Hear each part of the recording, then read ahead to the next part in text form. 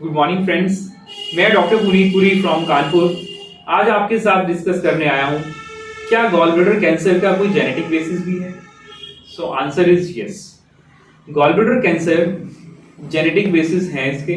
बहुत बार ऐसा होता है कि फैमिली हिस्ट्री होती है गॉल ब्लैडर कैंसर की, पेरेंट्स को, सिबलिंग्स को, भाई बहन को ये बीमारी हो चुकी होती है। तो ऐसे पेशेंट्स यूजुअली हमारे पास आते हैं कि डॉक्टर साहब हम कैसे बच सकते हैं इस बीमारी से, हमारी फैमिली में ये भयंकर बीमारी एक बार हो चुकी है।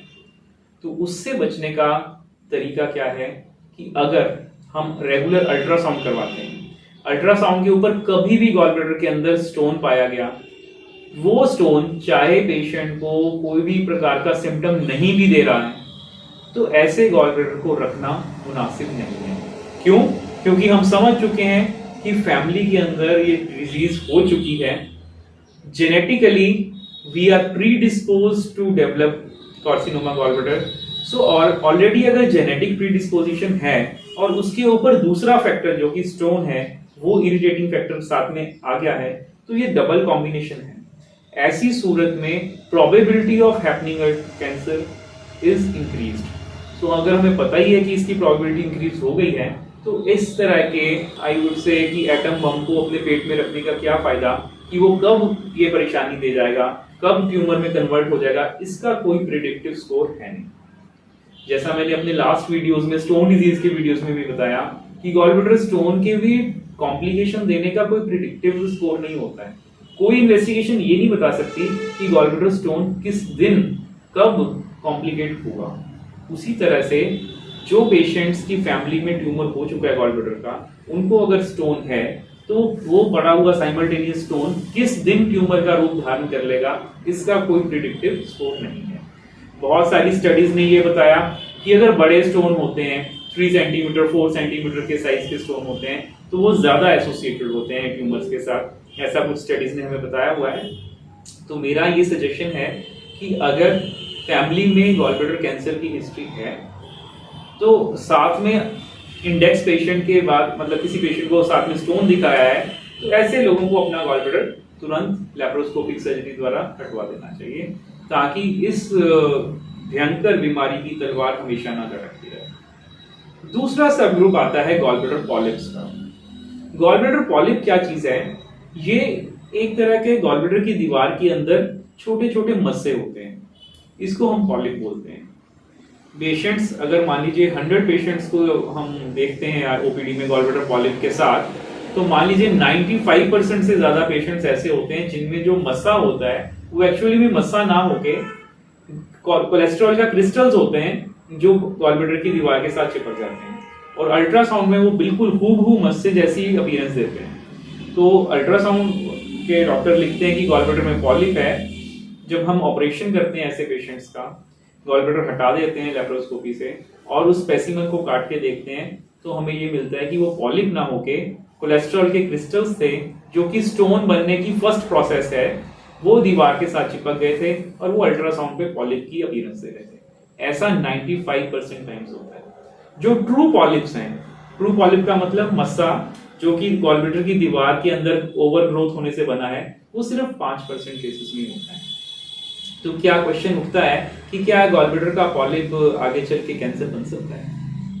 So answer is yes as well as sometimes no.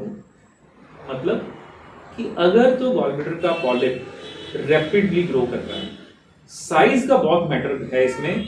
अगर कोई polyp less then 10 millimetre, less than 1 centimetre है, तो हम उसको ऑब्जर्व कर सकते हैं।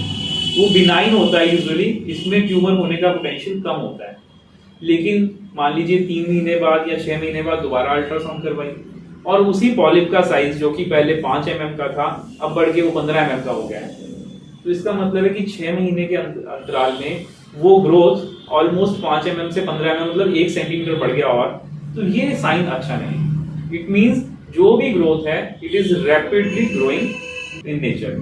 सो अगर ऐसा होता है तो ऐसी पॉलिप्स को रखना मुनासिब नहीं है, क्योंकि इनके अंदर कैंसर होने की संभावना ज्यादा होती है। तो साइज क्राइटेरिया है 1 सेंटीमीटर का। Any polyp less than 1 centimetre size we can watch, we can observe by regular ultrasound, कि हम बार बार 3 महीने 6 महीने के अंतराल पे अल्ट्रासाउंड करा के देखते रहें। अगर साइज नहीं बढ़ रहा है तो कुछ करवाने की जरूरत नहीं है, लेकिन अगर साइज सडनली बढ़ रहा है या धीमे धीमे भी बढ़ के 1 सेंटीमीटर को क्रॉस कर रहा है तो ऐसी सिचुएशन में अपने को गॉल ब्लैडर को हटा देने में ही समझदारी है। दूसरी चीज आती है नंबर, गॉल ब्लैडर पॉलिप्स के नंबर के बारे में। मान लीजिए कई सारे पॉलिप्स दिख रहे हैं, जैसा मैंने बताया 95% टाइम्स तो ये कोलेस्ट्रॉल के क्रिस्टल्स ही हैं, तो ऐसा तभी होता है जब मल्टीपल पॉलिप्स हैं उनके अंदर ट्यूमर के होने की संभावना कम है, बजाय कि अगर एक मस्सा दिख रहा है, पूरे गॉल ब्लैडर में एक ही मस्सा दिख रहा है और वो बड़ा है 5 मिलीमीटर 1 सेंटीमीटर से ज्यादा बड़ा है, तो ऐसी सिचुएशन में उसके अंदर ट्यूमर होने का पोटेंशियल बढ़ जाता है। तो सिंगल वर्सेस मल्टीपल की अगर बात करें तो मल्टीपल पॉलिप्स अगर छोटे छोटे कई हैं तो वो ज्यादा घबराने की बात नहीं है, अगर एक है तो वो कैंसरस पोटेंशियल रख सकता है। सो पॉलिप्स वाले पेशेंट्स को भी रेगुलर सर्विलेंस पे रहना चाहिए। अच्छा, इसके अलावा बहुत सारे लोग पूछते हैं कि डॉक्टर साहब और क्या कर सकते हैं जिससे हम अपने ट्यूमर को होने से बच सकें। तो देखिए, गॉल ब्लैडर कैंसर के लिए इतनी सारी स्टडीज हो चुकी, इस इंडिया में तो स्पेशली उत्तर प्रदेश और नॉर्दर्न इंडिया में तो ये प्रेवलेंस हाईएस्ट है after Chile. I told you कि संसार में सेकंड नंबर पे हम लोग आते हैं गॉल ब्लैडर कैंसर के इंसिडेंस में। इसके बावजूद, इतनी रिसर्च होने के बावजूद भी कोई एक पर्टिकुलर रीजन नहीं पकड़ में आ चुका कि जिसको हम कह सकें इस वजह से गॉल ब्लैडर कैंसर होता है। तो जब हमें रीजन पता ही नहीं है तो हम प्रिवेंशन कैसे अप्लाई कर सकते हैं। तो मेरा तो ये मानना है कि इतने सालों के अनुभव और पेशेंट्स की बात सुनने के बाद जो जो रिस्क फैक्टर मॉडिफाइबल है, जैसा स्टोन है उसको हम हटा सकते हैं, पॉलिप है उस वाले पेशेंट्स का गॉल ब्लैडर हटा सकते हैं, तो उसमें प्रोफाइलेक्टिक कोलिसिस्टेक्टमी का कुछ रोल है ताकि गॉल ब्लैडर को समय रहते हटा दिया जाए, ताकि गॉल ब्लैडर में कैंसर उत्पन्न ही ना हो।